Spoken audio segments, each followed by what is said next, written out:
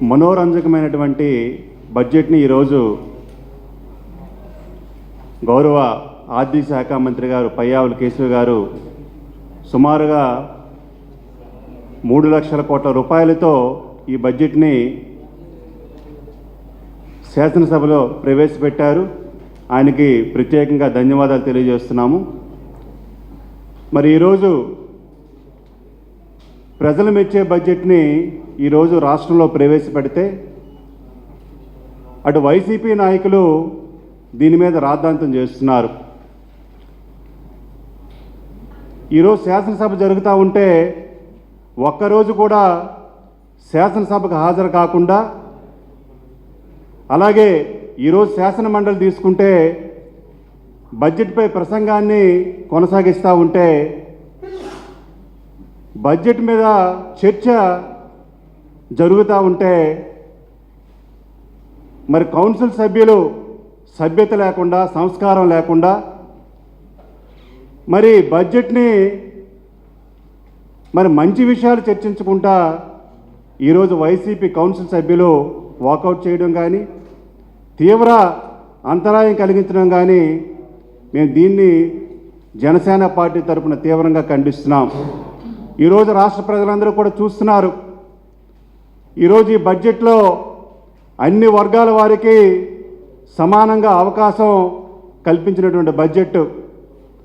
ఈరోజు గౌరవ ముఖ్యమంత్రి గారు చంద్రబాబు నాయుడు గారు కానీ, అలాగే ఉప ముఖ్యమంత్రి గారు పవన్ కళ్యాణ్ గారు కానీ, లోకేష్ గారు కానీ మరి ప్రజలు అవసరాల దృష్ట్యా ఒక మంచి బడ్జెట్ని ప్రవేశపెడితే ఈ బడ్జెట్పై తీవ్రమైనటువంటి విమర్శలు చేస్తున్నారు. ఈరోజు గిరిజనులు కానీ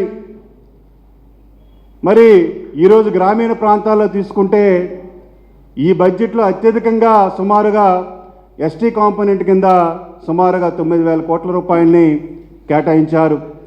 ఈరోజు గిరిజన ప్రాంతాలు చూస్తే డిప్యూటీ సీఎం గారు ఆయన ఆధ్వర్యంలో సుమారుగా మన్రేగా నుంచి మరి 1000 కోట్ల రూపాయలు కూడా కేటాయించినటువంటి సందర్భాలు ఉన్నాయి.